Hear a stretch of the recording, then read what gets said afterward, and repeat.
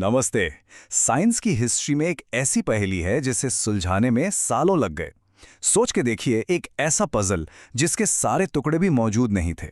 ये कहानी है उस पीरियोडिक टेबल की जो हम सब ने केमिस्ट्री लैब्स में देखा है। पर सवाल ये है कि आखिर ये बना कैसे। तो चलिए इस साइंटिफिक जासूसी की कहानी की गहराइयों में चलते हैं। जरा सोचिए, आपके सामने सब कुछ इधर-उधर बिखरा पड़ा है और आपको उसे अकेले अरेंज करना है, पर आधी से ज्यादा जानकारी है ही नहीं। 19वीं सेंचुरी के साइंटिस्ट के सामने ठीक यही चैलेंज था। ये किसी साइंटिफिक डिटेक्टिव स्टोरी से कम नहीं है, फॉर श्योर। इस मिस्ट्री को सॉल्व करने के लिए हमारा सफर कुछ इस तरह रहेगा। पहले हम समझेंगे कि आखिर ये एलिमेंटल पजल था क्या। फिर उन पहली नाकाम कोशिशों पर नजर डालेंगे। उसके बाद हम मिलेंगे हमारे मास्टर डिटेक्टिव मेंडलीव से और देखेंगे उनका यूनिक मेथड। और आखिर में ये भी जानेंगे कि उनकी खोज आज भी इतनी जरूरी क्यों है। तो चलिए सीधा चलते हैं 1800s में। ये एक ऐसा टाइम था जब साइंटिस्ट नए नए एलिमेंट्स तो ढूंढ रहे थे, पर उन्हें अरेंज करने का, उन्हें आपस में जोड़ने का कोई सिस्टम ही नहीं था। केमिस्ट्री की दुनिया में एक अजीब सा केओस था और हर कोई एक ऑर्डर की तलाश में था। उस समय तक साइंटिस्ट ने लगभग 63 एलिमेंट्स डिस्कवर कर लिए थे, जैसे हाइड्रोजन, ऑक्सीजन, कार्बन, आयरन। लेकिन ये सभी एलिमेंट्स बस एक बिखरी हुई लिस्ट की तरह थे। आपस में उनका क्या रिश्ता है, कोई ऑर्डर है या नहीं, किसी को कुछ नहीं पता था।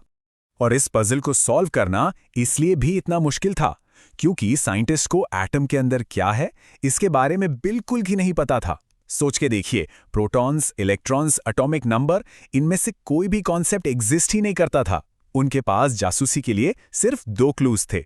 पहला, हर एलिमेंट का एटॉमिक मास यानी उसका वजन, और दूसरा उसकी केमिकल प्रॉपर्टीज यानी वो बाकी एलिमेंट्स के साथ कैसे बिहेव करता है। बस इतना ही। तो इस बिखरे हुए पजल को जोड़ने की कोशिश शुरू हुई। कई लोगों ने इसके अंदर एक पैटर्न ढूंढने की कोशिश की।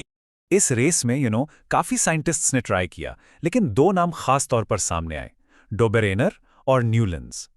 इनके आइडियाज परफेक्ट तो नहीं थे, पर ये मंजिल की तरफ बढ़ाए गए बहुत जरूरी कदम थे। डॉबेराइनर ने क्या किया, उन्होंने 3-3 एलिमेंट्स के ग्रुप बनाए जिनकी प्रॉपर्टीज मिलती जुलती थीं।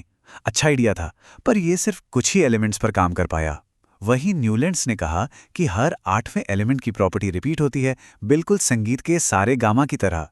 लेकिन उनका ये लॉ ऑफ ऑक्टेव्स भी बाहरी एलिमेंट्स पर जाकर फेल हो गया। मतलब पजल अभी भी अनसॉल्व था। और फिर इस कहानी में एंट्री होती है हमारे हीरो की, डिमिट्री मेंडेलेव, एक रशियन साइंटिस्ट जिन्होंने इस प्रॉब्लम को एक बिल्कुल नए एंगल से देखा। पता है, मेंडेलीव का तरीका ही उनकी सबसे बड़ी ताकत था। उन्होंने 63 कार्ड्स बनाए, हर एलिमेंट के लिए एक। फिर हर कार्ड पर उन्होंने उस एलिमेंट का वजन यानी एटॉमिक मास और उसकी खास प्रॉपर्टीज लिखी। और फिर वो इन कार्ड्स के साथ सॉलिटेयर खेलने लगे। उन्हें अलग अलग तरीके से अरेंज करते गए, बस उस एक छुपे हुए पैटर्न की तलाश में। और काफी मेहनत के बाद, इन कार्ड्स को बार बार जमाने के बाद, आखिरकार वो आहा मोमेंट आ ही गया जिसका पूरी साइंटिफिक कम्युनिटी को इंतजार था। उन्हें आखिरकार वो पैटर्न दिख ही गया। और उन्हें क्या मिला? उन्होंने पीरियोडिक लॉ डिस्कवर किया। आसान शब्दों में उन्होंने ये देखा कि जब एलिमेंट्स को उनके बढ़ते वजन यानी एटॉमिक मास के हिसाब से लाइन में लगाया जाता है तो उनकी प्रॉपर्टीज एक फिक्स इंटरवल के बाद रिपीट होती हैं, बिल्कुल एक कैलेंडर की तरह। जैसे हर 7 दिन बाद संडे तो आना ही है। Simple, right? लेकिन आइए, इस कहानी का असली मैजिक अब शुरू होता है। मेंडलीव सिर्फ पैटर्न ढूंढकर नहीं रुके, उनके काम का सबसे ब्रिलियंट हिस्सा तो अब आना बाकी था, जिसने सब कुछ बदल दिया। यही वो जगह है जहां एक अच्छा साइंटिस्ट, एक ग्रेट साइंटिस्ट बन जाता है। जब उन्हें लगा कि कोई एलिमेंट उनके पैटर्न में फिट नहीं हो रहा, तो उन्होंने उसे जबरदस्ती घुसाने की कोशिश नहीं की, बल्कि उन्होंने बहुत ही हिम्मत वाला काम किया। उन्होंने वहां पे एक खाली जगह छोड़ दी। और यही उनका मास्टर स्ट्रोक था। वो सिर्फ खाली जगह नहीं थी, वो एक भविष्यवाणी थी, एक प्रिडिक्शन। उन्होंने कहा कि यहां ई का एल्यूमिनियम नाम का एक एलिमेंट आएगा और उसकी प्रॉपर्टीज ऐसी ऐसी होंगी। और गेस व्हाट, सालों बाद जब गैलियम डिस्कवर हुआ तो वो बिल्कुल वैसा ही था जैसा मेंडलीव ने बताया था। ऐसा ही ई का सिलिकॉन के साथ हुआ जो आगे चलकर जर्मेनियम निकला। अनबिलीव। ये प्रिडिक्शन साइंस की दुनिया के लिए एक टर्निंग पॉइंट साबित हुए। एक इंसान ने उन चीजों के बारे में पहले ही बता दिया था जो अभी तक खोजी भी नहीं गई थी। इससे उनके पीरियोडिक टेबल को एक ऐसी क्रेडिबिलिटी मिली जिसे कोई चैलेंज नहीं कर सकता था। तो ये तो थी पास्ट की बात। अब आते हैं प्रेजेंट पर। मेंडलेव की ये विरासत, उनकी ये लेगेसी आज कहाँ स्टैंड करती है? देखिए, मेंडलीव का टेबल 100% परफेक्ट नहीं था।